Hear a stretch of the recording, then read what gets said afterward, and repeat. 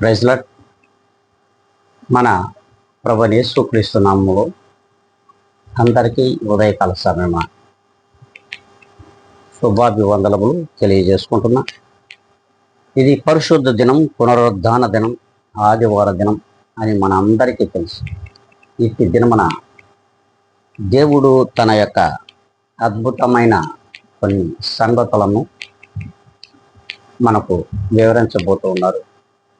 అట్టి పరిశుద్ధాత్మ దేవుడు మన పరమ తండ్రి అయిన దేవుని నుండి, మన ప్రభు అయిన యేసుక్రీస్తు నుండి కృపయు సమాధానము మీకు కలుగునుగాక.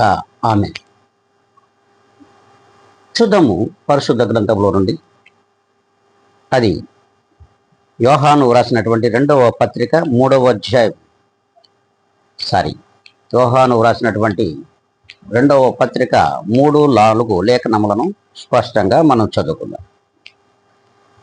సత్య ప్రేమలు మన యందుండగా తండ్రి అయిన దేవుని యొద్ద నుండి, తండ్రి యొక్క కుమారుడు యేసు క్రీస్తు యొద్ద నుండి కృపయు కనికరము సమాధానము మనకు తోడగును. తండ్రి వలన మనము ఆజ్ఞను పొందిన ప్రకారము నీ పిల్లలలో కొందరు సత్యమును అనుసరించి నడుచుకొనుచుండుట కనుగొని బహుగా సంతోషించుచున్నాను అని మరి పౌలు గారు చెప్తున్నారు. సత్య ప్రేమలు మరి మన యందుండగా అంటున్నాడు. ప్రేమ సత్యములు మన యందుండగా మరి తండ్రి అయిన దేవుని యొద్ద నుండి, పరమ తండ్రి అయినటువంటి ఆ సర్వ సృష్టికర్త అయిన దేవుని యొద్ద నుండి, మరియు తన కుమారుడైన యేసు క్రీస్తు యొద్ద నుండి మరి ఈ లోకములో ప్రతి ఒక్కరికి కృపయు కనికరము మరియు సమాధానము ప్రతి ఒక్కరికి తోడుంటుందట. అంతేకాదు, తండ్రి వలన మనము ఆజ్ఞను పొందిన ప్రకారము నీ పిల్లలలో కొందరు సత్యమును అనుసరించి నడుచుచుండుట కనుగొని నేను ఎంతగానో సంతోషించుచున్నాను అని వాక్యము సెలవిస్తూ ఉంది. అవును, సత్యము మరియు ప్రేమ ఇవి రెండు కలగలిపినటువంటి జీవితమే యేసు క్రీస్తు వారిది. అందుకే తండ్రి వలన ఎంత ప్రేమను మనం అనుభవిస్తున్నామో కుమారుని వలన కూడా అంతే ప్రేమను మనము పొందుకుంటున్నాం ఈ లోకంలో. అందుకే ఆయన సత్యమునకు ప్రేమకు సాదృశ్యమైనటువంటి దేవుడు. అంతేకాదు, మరి ఏ ఆజ్ఞను మనం పొందుకుంటున్నామంటే ఆజ్ఞ అతిక్రమమే పాపము అని సెలవిస్తూ ఉంది.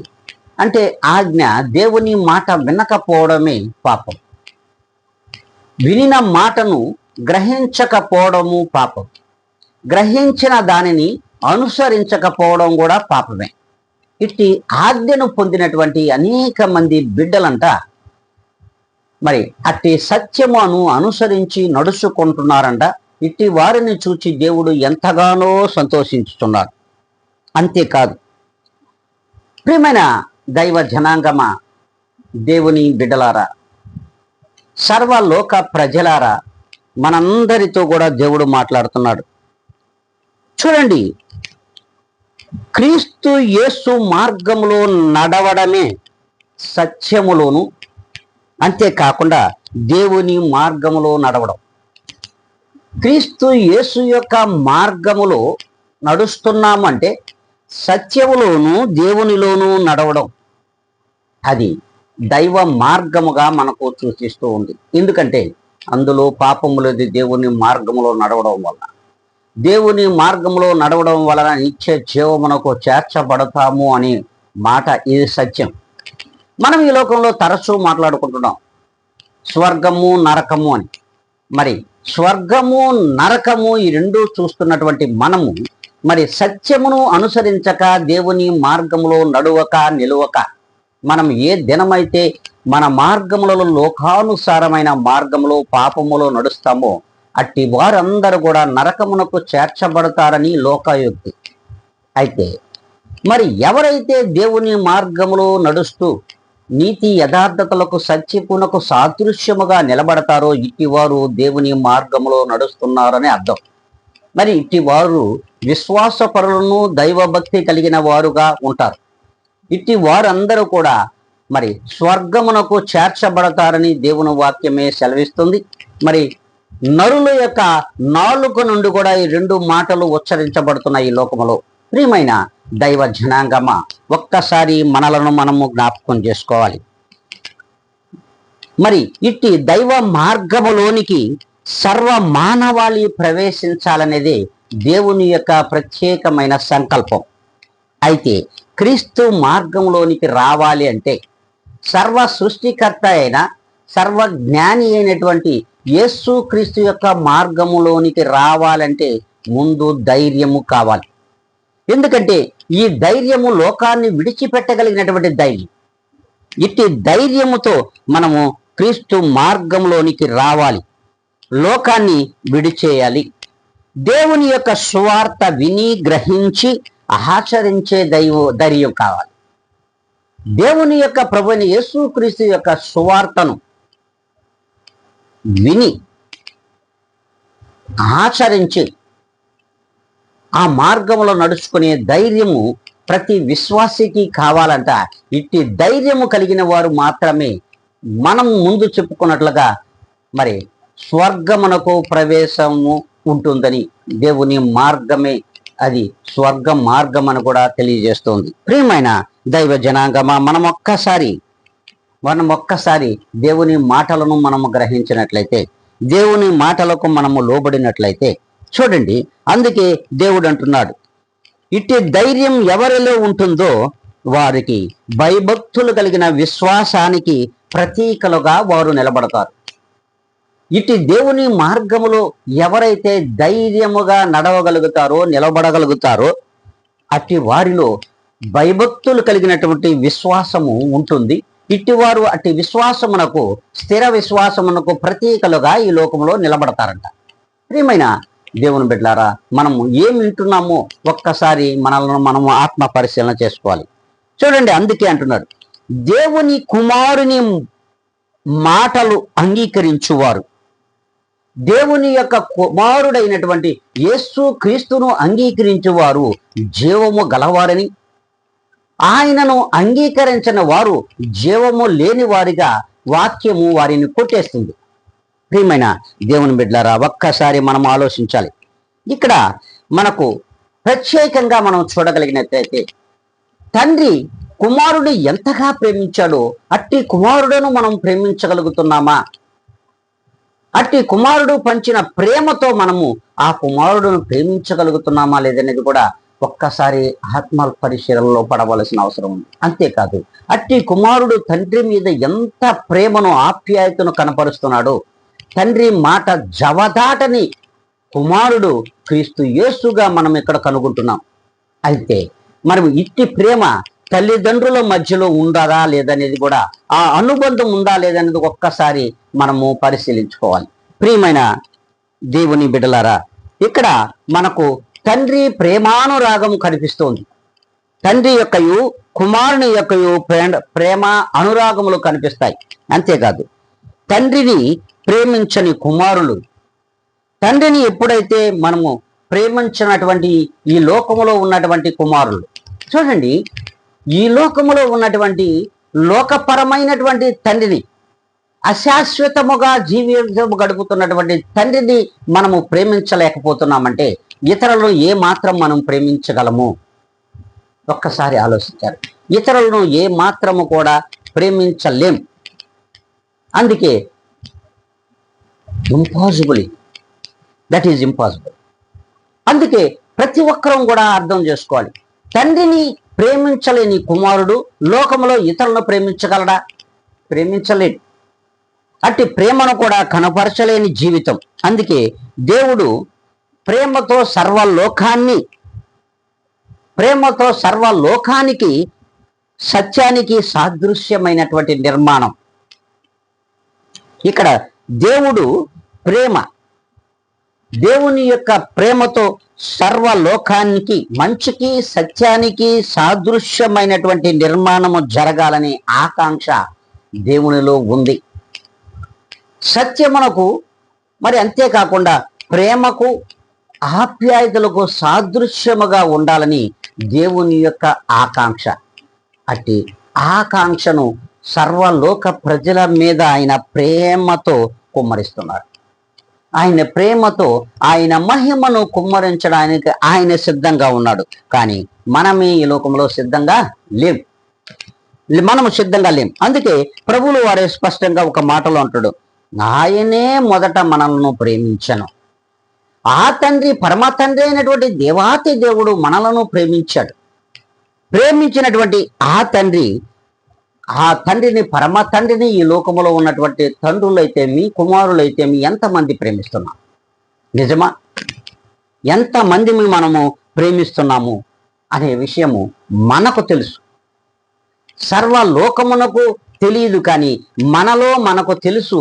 కానీ ఇట్టి ప్రేమను ఆ తండ్రి పైన పరమ తండ్రి అయిన దేవుని పైన చూపించలేనటువంటి జీవితాలు ఈ లోకములో ఉన్నాయి. అట్టి వారిలో విశ్వాసులు ఉన్నారు, అవిశ్వాసులు ఉన్నారు, వేషధారులు ఉన్నారు, లోకపరమైన జనులు ఉన్నారు, ప్రజలు ఉన్నారు. అలాగే యాజక సమూహము కూడా లేదు అని చెప్పడానికి అస్సలు వీలే లేదని దేవుని వాక్యం సెలవిస్తుంది. ప్రియమైన దేవుని జనాంగమా, ఒక్కసారి మనము ఆలోచించాలి. మన పరమ తండ్రి అయిన సృష్టికర్త అయిన దేవుడు, మన పరమ తండ్రి సృష్టికర్త అయినటువంటి దేవాతి దేవుడు తన రూపములో నిర్మించినటువంటి ఈ మట్టి దేహములకు ఒక ఆయన జీవాత్మను ఊది మరి ఈ లోకములో నిర్మించినటువంటి ఆ దేవుణ్ణి మరిచి లోకాన్ని తలచి తిరుగాడుచున్నటువంటి అపవాది క్రియలతో అపవాదికి దగ్గరవుతున్నటువంటి ఈ జనాంగము మీద మరి ఒక్కసారి దేవుడు దృష్టించినాడు. అట్టి పరమ తండ్రి దృష్టించి తన రూపములో ఉన్నటువంటి ఆ మట్టి దేహములో ఉన్న తన ఆత్మ నశించిపోకూడదని తనే కుమారుని రూపంలో ఈ లోకమునకు వచ్చినటువంటి యేసును మనం చూస్తున్నాం. కుమారుని రూపంలో ఈ లోకమునకు వచ్చినటువంటి యేసు క్రీస్తును మనము స్పష్టంగా చూస్తున్నాం. ఇట్టు యేసు క్రీస్తు తన విలువైనటువంటి ప్రాణమును పెట్టి ప్రేమను పంచి మన కొరకు రక్తము కార్చినటువంటి క్రీస్తును మనము చూడగలుగుతున్నామంటే ఒక్కసారి మనలను ఎంతగా ప్రేమించాడో ఆ తండ్రిని మనము ప్రేమిస్తున్నామా? ప్రియమైన దేవుని బిడ్డలారా, వాక్యంతోనే మనము తండ్రి కుమారుల మధ్య ఉన్న ప్రేమానుబంధాన్ని చూడగలుగుతున్నాం.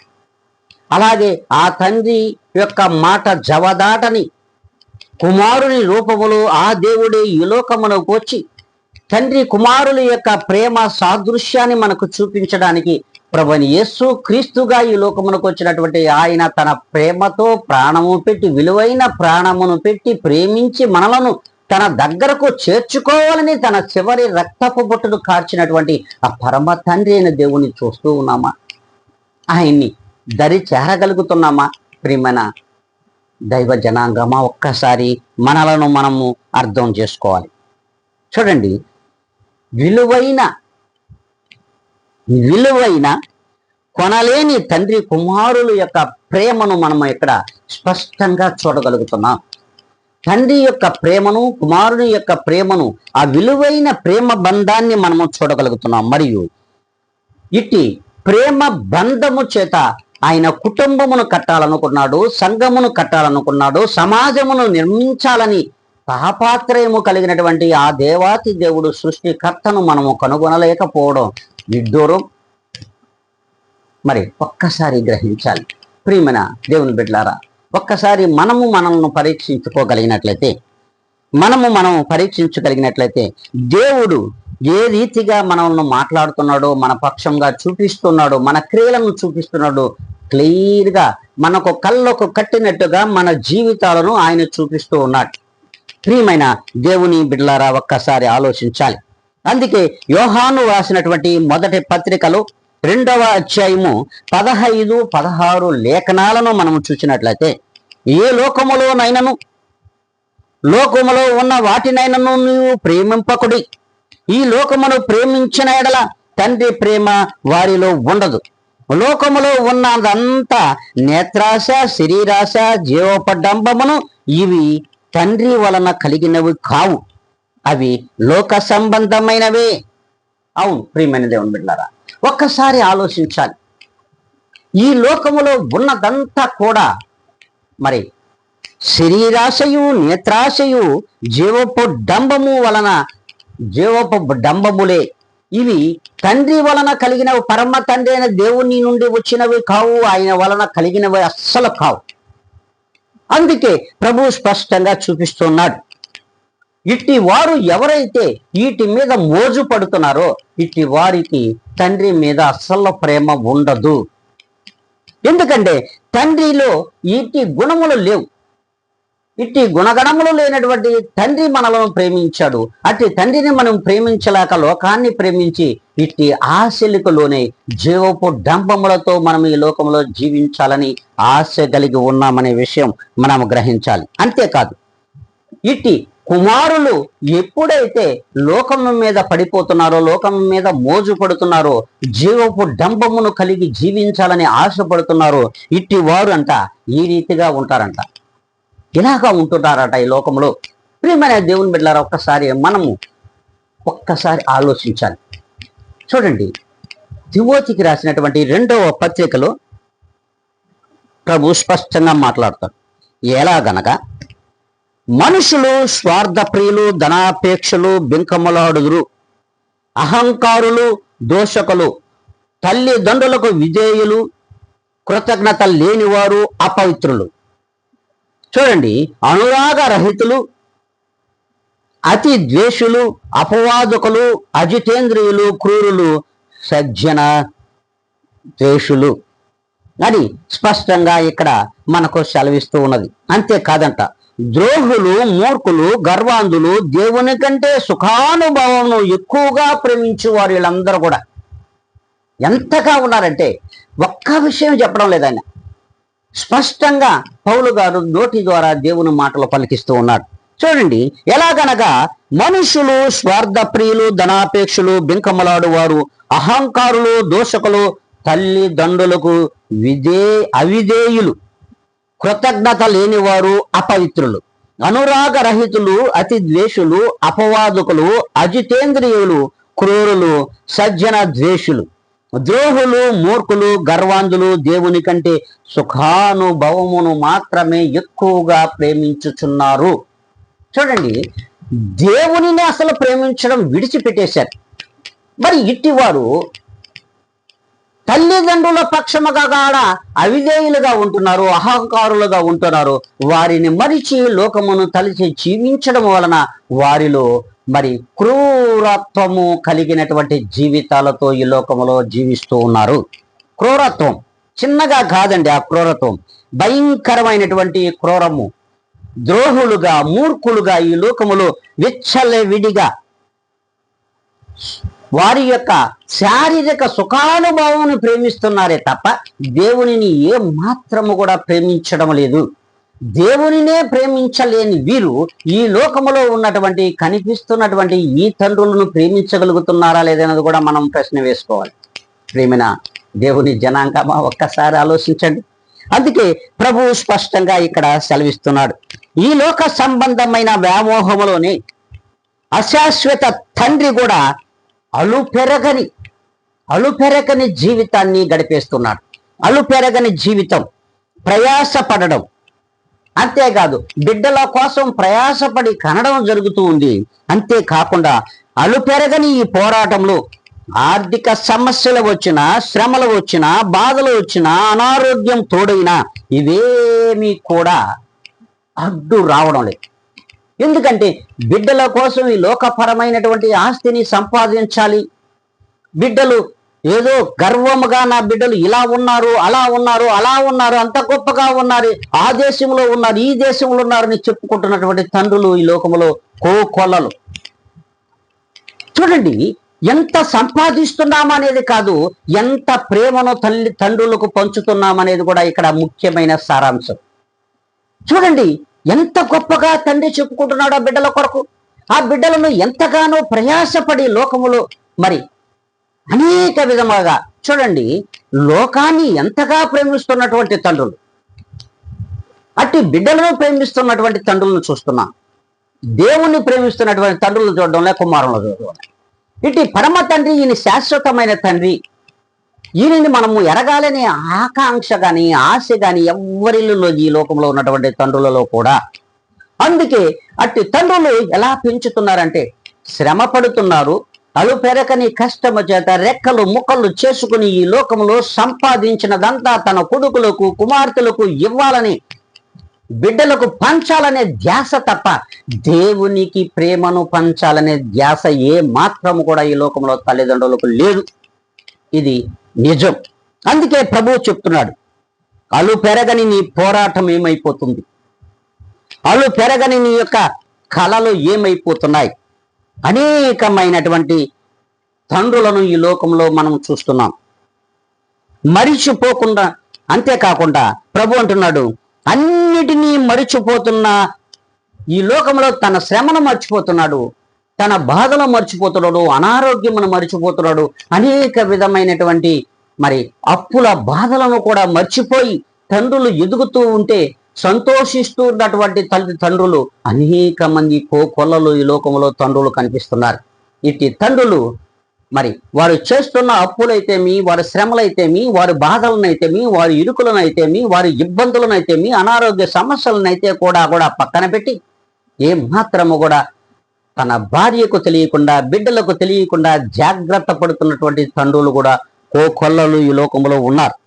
అందుకే అస్సలు సమస్యలు తెలియకుండా బ్రతికీడిస్తున్నటువంటి, బాధలు అనుభవిస్తున్నటువంటి తండ్రులను ఈ లోకంలో చూస్తున్నాం. ఈ లోకంలో ఇట్టి తండ్రులు తమ బిడ్డల మీద పెంచుకున్నటువంటి ప్రేమ దినదినము ఆ బిడ్డలు ఎదుగుతూ ఉంటే ఆ ఎదుగుదలను చూచి తన బాధలను మరిచిపోతున్నటువంటి తండ్రులు. మరి ఇట్టి తల్లిదండ్రులకు దేవుడు చెప్తూ ఉన్నాడు, ఈ దినమున ఈ లోకంలో అనేక మంది ఉన్నారు, అప్పుల సమస్యలు తెలియకుండా కూడా మరి అసూలు బాసినటువంటి కష్టములతో అసూలు బాసి మృతి చెందినటువంటి తండ్రులు కూడా ఈ లోకంలో ఉన్నారు. అంతేకాదు, బ్రతుకుతూ బాధలు అనుభవిస్తున్నటువంటి తండ్రులను కూడా చూస్తున్నాం. ఎలాంటి తండ్రులు చూడండి, ఇప్పుడే చెప్పాను, నా కొడుకు ఇతర దేశంలో ఉన్నాడు, ఆ దేశంలో ఉన్నాడు, ఈ దేశంలో ఉన్నాడు, ఇంత సంపాదిస్తున్నాడు, ఆడ గ్రీన్ కార్డు, ఈడ ఓల్డ్ కార్డు, ఏ కార్డు, ఎల్లో కార్డు, ఏ కార్డు తెలియదు, కానీ నీ ఆధార్ కార్డు ఈ లోకంలో అశాశ్వతం, నీ గ్రీన్ కార్డు ఈ లోకంలో అశాశ్వతం. ప్రియమైన బిడ్డలారా, నువ్వు ఇల్లో కార్డు అశాశ్వతమైనది ఈ లోకంలో, ఇది శాశ్వతమైనది కాదు. ఆ పరమ తండ్రి దగ్గర నువ్వు ఒక ముద్ర కావాలి, అది శాశ్వతము. ఆ పరమ తండ్రిని నుదుటన వేస్తాడే, ఆ ముద్ర శాశ్వతం. ఈ లోకములో ఉన్నవన్నీ కూడా లోక సంబంధమైన వాటికి మాత్రమే పనికొస్తాయి తప్ప పరమ తండ్రి దగ్గరకు చేరడానికి ఇవి ఏ మాత్రము పనిచేయి. అంతేకాదు, తండ్రులు కూడా దీనిని తెలుసుకోవాల్సిన అవసరం కూడా ఉంది.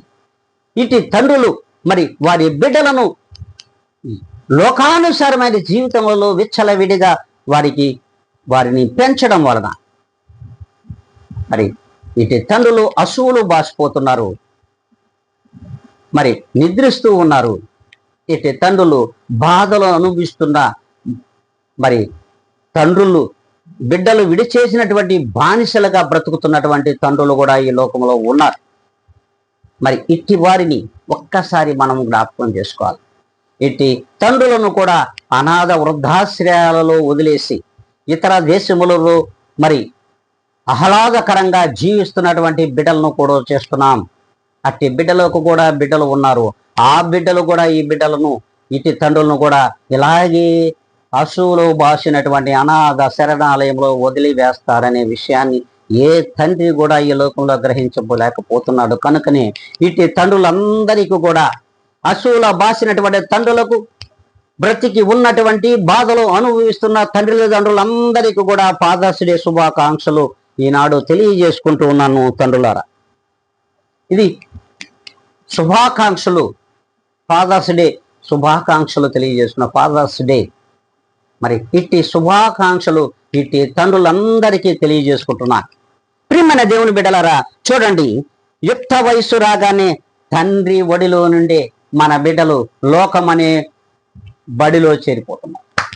ప్రియమైన దేవుని బిడ్డలారా, తండ్రి బడిలో నుండి లోకం అనే ఒడిలోకి చేరిపోతున్నారు. ఆ ఒడిలో పడిపోతున్నటువంటి అట్టి జీవనం గడుపుతున్నటువంటి బిడ్డలు ఎప్పుడైతే లోకం అనే మరి వడిలోకి జారిపోతూ ఉన్నారో, ఇట్టి జారిపోయిన బిడ్డలను చూసి దినదిన గండంగా తండ్రులు బ్రతుకుతున్నారు. ఆ తండ్రులు గుదిబండలుగా బిడ్డలు మారిపోతున్నారు. ప్రియమైన దేవుని జనాంగమా, సర్వలోక ప్రజలరా, ఒక్కసారి ఆలోచించాలి.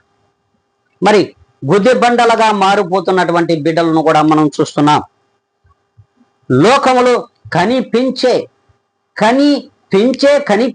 తండ్రినే మరిచిపోతున్నటువంటి ఇంటి బిడ్డలు, మరి కనిపించని తన జీవాత్మను మనలో ఉంచినటువంటి ఆ తండ్రి, పరమ తండ్రిని కూడా మరిచిపోతున్నటువంటి బిడ్డలను కూడా మనం చూస్తున్నాం.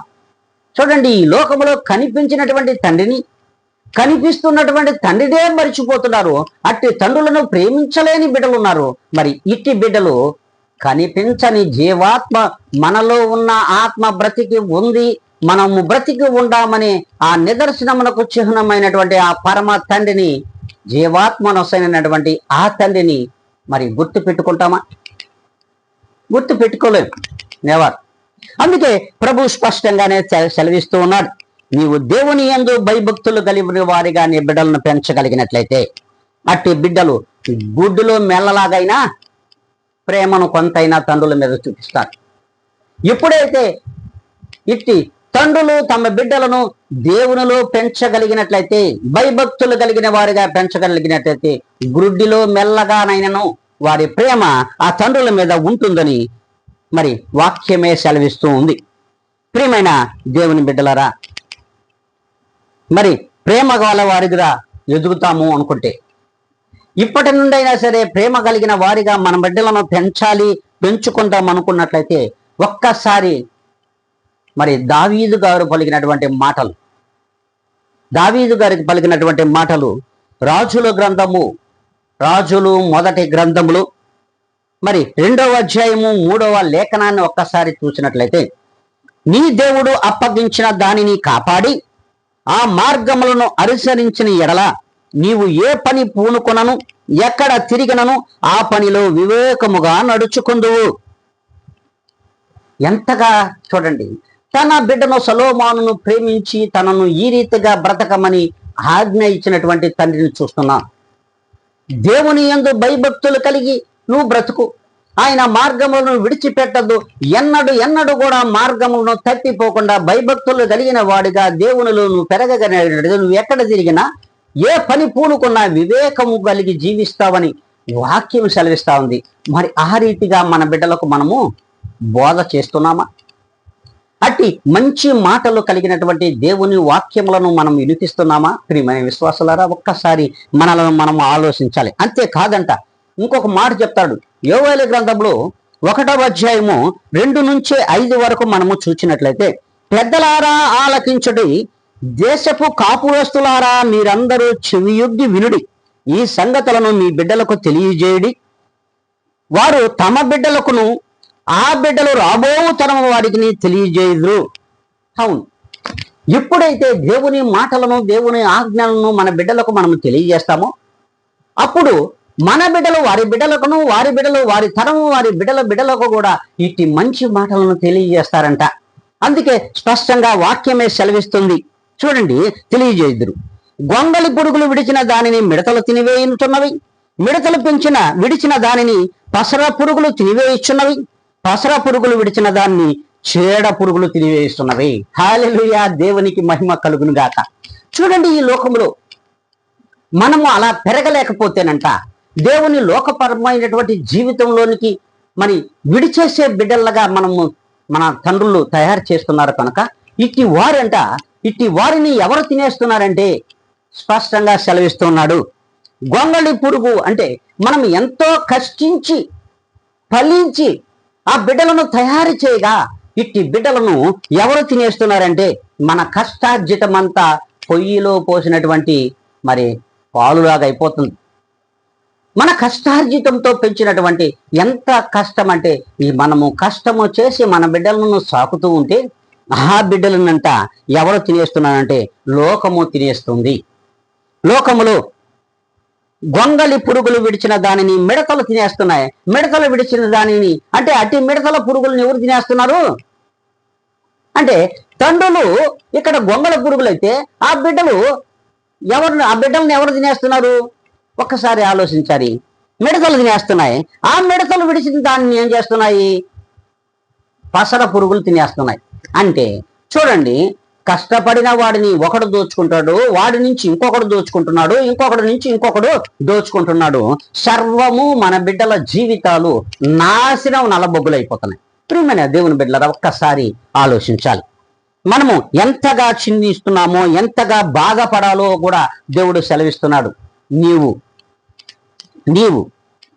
మత్తులో నుండి మేల్కో. ప్రియమైన దేవుని బిడ్డ, నువ్వు మత్తులారా మేలుకుని కన్నీరు విడుడి, ద్రాక్షారసము పానము చేయుచున్న వారలారా రోదనము చేయడి.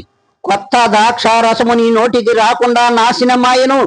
అవును ప్రియమైన దేవుని బిడ్డలారా, చూడండి, నువ్వు మరి పాతదైన ద్రాక్ష రసమును తాగి మరి అట్టి మత్తులో దుల్లాడుతున్నావు, మందులో నువ్వు దుల్లాడుతున్నావు.